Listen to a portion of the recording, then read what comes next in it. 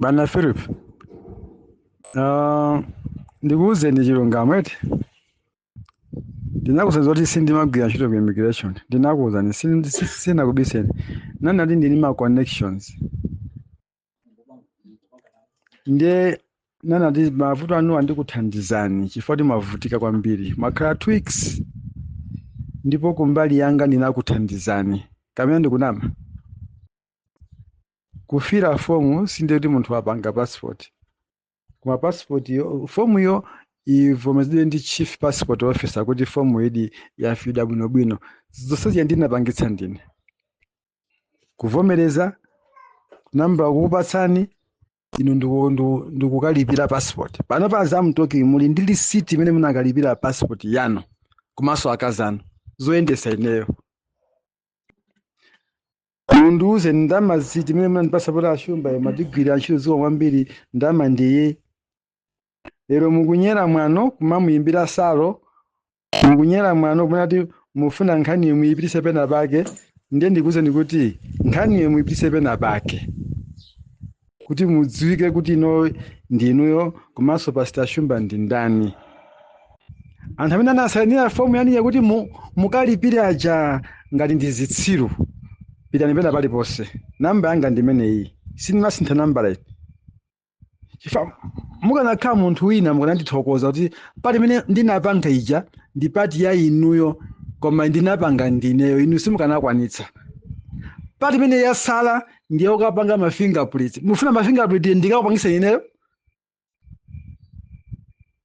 ma fingerprint amene atsalawo mufuna ndikapange ndineyo misana kuti ndikhani apa muzidikira zina lanu namba yanu muzimvesera namba yanu ndiyo sana ananena choncho ndiye mufuna pokhala muzikakhalapo ndine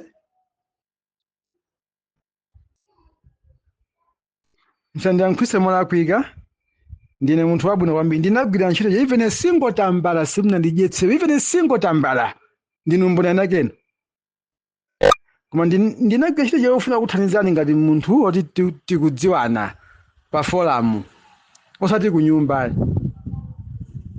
lero mufuna mudziyankhula dzipongwe mufuna ma fingerprint ndikapange ine muyankhe kuti ma fingerprint uso ukapange ndiweyo poti muzikadikira anakulozerani muzikhala apa muzidikira namba yanu namba silingapereke ndineyo amapeka na immigration onse chatoka amadikira kuti manamba awo atuluke achule namba yanu mukadinde ma fingerprint nkhani yatha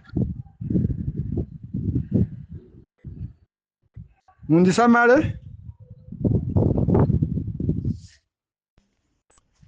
ya ndikukhulupirira kuti niyo mwaswera bwino audio yanu ndayimva ineyo sinapengepo misala musamayankhule mofulumira kutha mawu choyamba mukanayamba kuwunikira kuti kodi tinachokera pati nanga tinafika pati ineyo koyambirira ndakuyimbirani inu foni munabwera mwachangu munandiyimbira almost 6 times after that simunandiyimbire so foni mutangotenga ndalama ija zimatengera ineyo ndikuyimbireni foni munasiya kuyankha ndama imene munandichaja ija ni ndama yochuluka kwambiri sizikugwirizanaso ndi zimene mwachita apa kumene kuchako ndikundibera ndifuna ndikuuze ndizoona zenizeni pamene pachapo mwandibera olo ndafuna kuti nkhaniyo ndiyitengere ngati niyo mmene mukufunira amwe niyo simungawine 100% niyo simungawine nditafuna kuti ineyo ndipange zimene ineyo ndikuziwa inunso mupange zimene mukuziwa ino ndine tikhale pa mpikisano tione kuti angawine ndani inuyo simungawine ndikufuna ndikuuzeni mandibera muziwe zimene zozo ndepena pake mukamapanga zinthu maina kuti muunikire kuti mupanga chani kuti zimafunika kukhala bwanji zinayenera kuti ino ndine tikambirane ziyendere limodzi koma mukatengera challenge ngati imene mukuchallenge kukhala ngati kuti ineyo kapena ndiogona tulo ine siogona tulo ndimaziwa chinthu chikamachitika ane ndikuziwa chimene mupanga inuyo tikhoza kutenga nkhani imeneyi mpaka tipite kwa bwana amene munampasa ndalamayo inuyo simunadiyepo zoona mpaka tikaone chilungamo pamene paliwo zimene zikhoza kutheka titafuna kuti zimenezo zichitike tifa mukuchallenge kwambiri mufuna kuipisa mbiri yanu inuyo ndabusa tena kupasani ulemu ngati kuli kuthandiza munthu thandizani munthu osati mumbere iyayi kumeko ndikundibera chimene chocho muchiziwe. Ine sindifuna kupikisana nanu, koma inuyo mukafuna kuti inu ndine tipikisane, inuyo tikhoza kupita limodzi kwa bwana amene munampasa ndalamayo, aofisa amene munapasa ndalamawo, ine ndikaziwe. Kaya ndikukhoti, ine ndikutengerani kukhoti, simungawine ngakhale pang'ono, kumeneko ndikuba.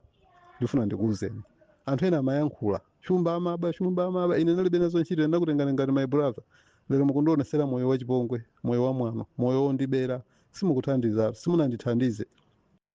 Munandiuza dzana lapitayiro kuti oye afa ofisa anandiyimbira foni uye ni passport yanu ili lede, ndikuti passport yopanda fingerprint imakhala lede.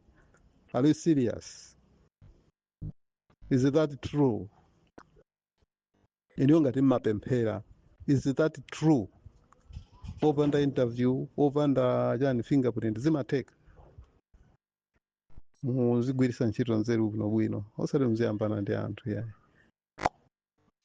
Chilichonse chimathandiza kukambirana. Ine sinakuyankhuleni zachipongwe, ndeni mufuna kukhala wodziwa, ochenjera kwambiri. Simungawine ngakhale mutapanga bwanji. Ngati muli ndi bechi, tiye tipange bechi inuyo ndi ineyo. Wiki inoyo tibecherane ino ndi ine, tione chimene chitachitike. Ya Mr. Shumba, chimene ndimafuna ndinene nchona kuti ineyo ndinamuuza Salo potengera ndi mmene zinalili. Chifukwa Salo ndi munthu oti ine ndimacheza naye, ndikukhulupirira kuti inunso ndimumacheza naye, mumaziwa Salo amapanga chani. Nde ine ndimatengera kuti ndi mmene zinalili muchilungamo, zinapita kwina kwake. Nde ine sinthawi imene sindimafuna kuti nkhani yomwe yake ikozopita pena pake, koma ndimafuna kuti tikambirane. Salo ndimamuuza ngati nzanga, komanso amene amaziwa za chilungamo.